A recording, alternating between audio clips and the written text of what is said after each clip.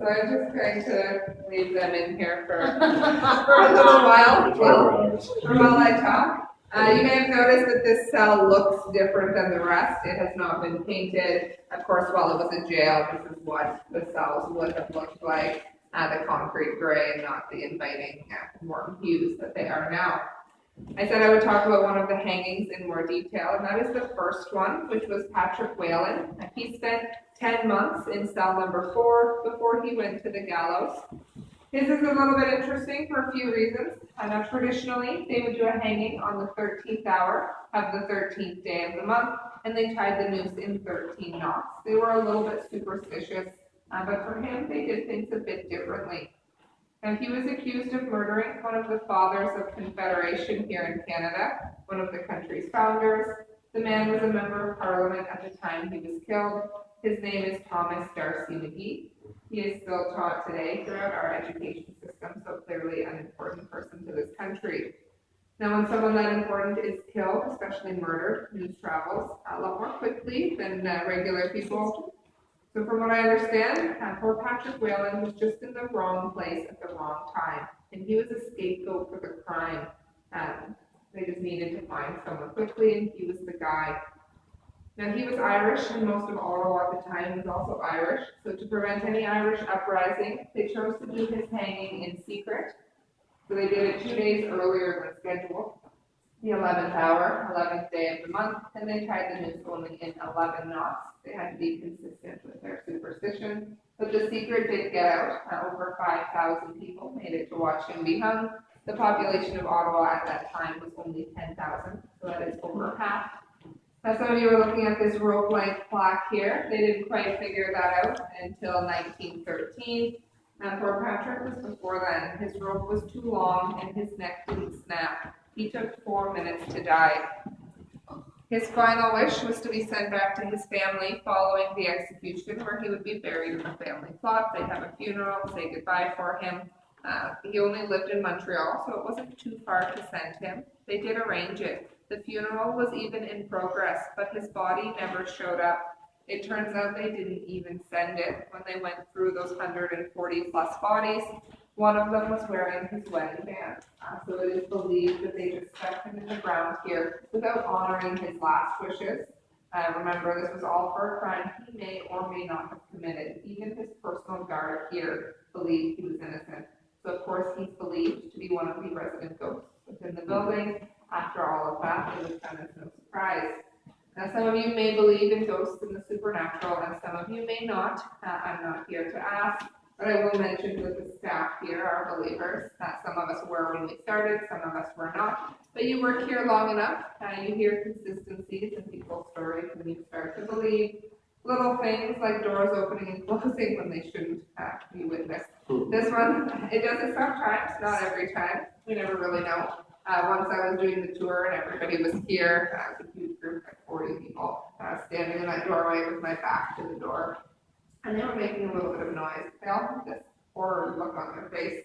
The whole time I was speaking, apparently the door was just opening and closing behind me. There was no reason for it. All the windows were closed. So it freaked them out. I didn't even know what was going on. I just thought that they were really interested in what I was saying. That's awesome. So little things like that. Some of the rooms here, you might be staying and have the suite pluses. They have bathrooms right in them. We hear about those doors opening and closing when they shouldn't be. People hearing voices or things that aren't there, whether they recorded it or recorded live. People saying that they've been touched while they're sleeping, not in dorm rooms and stuff, or with a friend, like a prank on them, but like in a room by themselves. Feeling that there's somebody standing over them. There's a few rooms in particular that we have on file where a lot of the time people will come down and say that they felt like somebody was watching them sleep to the point where they're, reaching out to see if there's someone there, turning on the light, because they really feel a presence. We also have a lot of technological issues. If you're getting a blue screen on your laptop, that is common. Your laptop's probably fine. Anything that's not holding a charge, I'm sure once you leave this building, your electronics will charge again. Don't go out and buy a new battery just yet. If your things are restarting, another problem we get, especially cell phones when you're trying to take photos or send photos you've taken here that are a little bit suspicious. And then there are people who find a lot of abnormalities with their photographs or videos, whether it's things in the video or photo that should not be there, or just some slight discoloration, just something blocking two parts of the video just not being there. We had ghost hunters have one of their cameras start filming upside down, which cameras don't do. That's just not a thing. The screen just doesn't turn. They also had half of their cameras one day battery drain and erase everything they recorded that day so far. So again, something a camera doesn't do on its own. Little things like that. If any of you have anything out of the ordinary happen, please don't hesitate to tell our staff. We can either give you the logical explanation for what's happening, or your story will be added to our list of hostel mysteries. Either way, we will not think we're crazy because we have already heard and seen it all. Now back to the history of the jail, and I'll let you guys out of the creepy cell. We are in death row, which means our next place on the tour will be the gallows. You can follow me. It's time to be hung.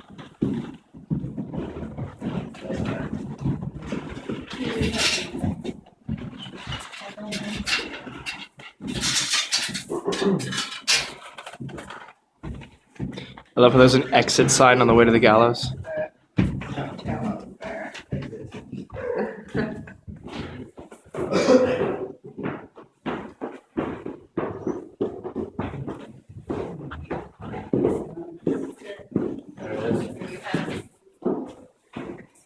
That's one of the last thing a lot of people saw.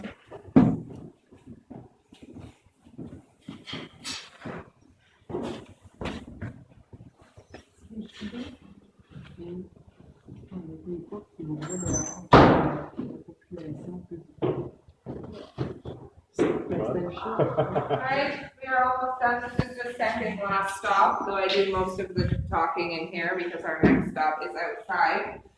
So this stairwell, you'll notice there's no suicide bars. The front stairwell was used by everyone, the warden, visitors to the warden, the prisoners, the guards. Back here it was only guards. It has access to 8, 6, and 4, which is where the prison cells are. So if the guards needed to get to a prisoner quickly, this route was always clear for them. There would be no interference, whether it was an emergency or just their everyday job. They could get there as quick as possible. Since there was no one else back here, this is believed to be the #1 place prisoners were beaten. You'll remember there were only 3 official hangings at the gallows. There were 7 times a guard was caught hanging the prisoner from the railing up there. Wow. If they were caught 7 times, you wonder how many times were they not. 110 years is a very long time. In the first half century, people were dying in here from starvation, disease, infection. They froze to death. So anything here was just another prison death that did not go investigated. A lot of people did get hanged. 7 for sure.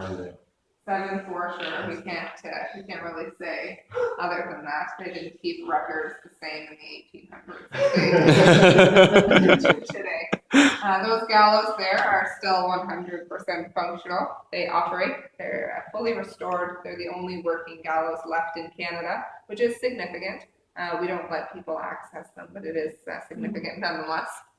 You'll see that there's shutters that create sort of a window if you look through the bars there. Sort of like what looks like a barn door. From this window, people could see just the head and the noose, body fall, and nothing. It shows above the big wall around the courtyard, and your everyday citizen would go to a hill by Laurier and see just what shows through that. So that's where those 5,000 plus people went for Patrick Whalen. Now from the courtyard, they could see the whole gruesome hanging, and you'll see when we get out there, which meant that 4-minute death, which is incredibly gruesome. I don't know why anyone wanted that. I will never understand that time period. But the courtyard view, which you'll be getting to see in a second, was reserved for people with status in the community. The courtyard had a few other functions. That was where most of the work assignments were done. Prisoners here were fed the bare minimum, either what would keep them alive or what was required by law when you move closer to today. Out there, they could do mundane tasks like sweeping, since there wasn't much to do in the kitchen, or more significant tasks like repairing the big wall. Again, that alternative to working was just being locked up somewhere else in the jail. Prisoners were not given any free time to wander around. They didn't get free reign of the halls or the courtyard. They were either working, locked up, or at the chapel. That was it. Unfortunately, I'm not done talking about quarantine yet. Now, everyone did die there, but they were full of disease. So if they were put into the ground right away, the disease would have spread to the drinking water, which would have infected all of Ottawa. So after each quarantine session, the people were piled in the courtyard and burned to burn away their disease before they were put in the ground. The jail operated for 110 years, closing about halfway through the year in 1972, and I have said it was for inhumane reasons. I'm sure you see now that that was definitely justified. To highlight some of the differences, if you're unfamiliar with jails in Canada today, so here, people were barely fed, and it was under the assumption that if you were here, you did something wrong. The guards were given free reign to do whatever they wanted because the people here as prisoners deserved whatever came to them. They were beaten relentlessly for no reason, barely kept alive. Their deaths didn't go investigated. So really horrible. Switched to jails in Canada today, where people, of course, are fed and bathed and given all of those things. And weird deaths do go investigated, also to the point where you can earn a bachelor degree while you're staying in prison. Obviously much different than what was going on here, but it is significant how large that change was for human rights in the 1970s. And to think about it, it really was not that long ago. But now today, everyone in Canada is treated fairly. We are headed out to the courtyard now. I have a little bit more to say, so you guys can follow me.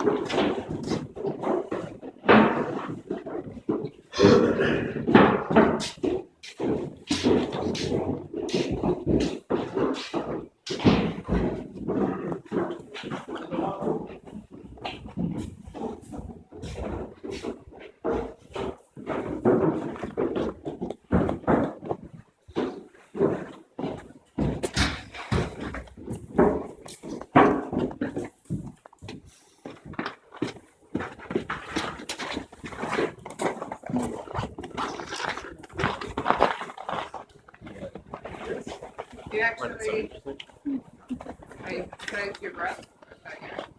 You can't smoke out here. This is Ottawa. You can't smoke in any public. You can't patio in park. So Hostel International had this building open and running as a hostel in January of '73, which is 6 months after it closed as a jail. That's not a lot of time. You do have the same concept of sleeping here for a few nights and going on your way. But it wasn't a lot of time for things to settle. So if you Google this building, it appears in a variety of lists. Not everyone's list, not everyone has been here. I have seen it in lists for the top 10 and top 5 most haunted places in the world, which is significant. I think it's true. I will let you guys discover that for yourselves. For those of you leaving today, we hope you've enjoyed not only your stay here at the jail, but your time in Ottawa, and we look forward to seeing you again in the summer for some Canada 150th celebrations. For those of you not leaving today, you may be wishing that you didn't take the tour before you checked out. Whether or not you believe in the supernatural and ghosts and spirits, there is a lot of history in this building. Unfortunately, none of it is good. So if you need some help going to sleep or forgetting everything I just told you, there are a lot of good local pubs in the area. The bar is also open tonight. I don't know what day of the week it is. maybe not.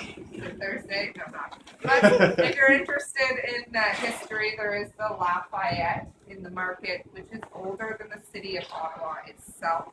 Wow. So that is a good place to check out. It's older than this jail. They like to talk about it, so I'll sort of leave it at that.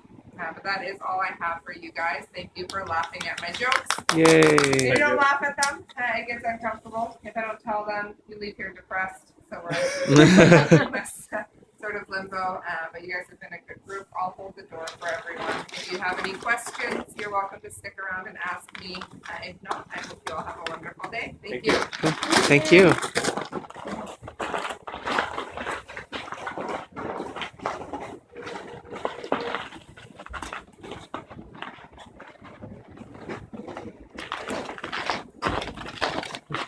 Thank you.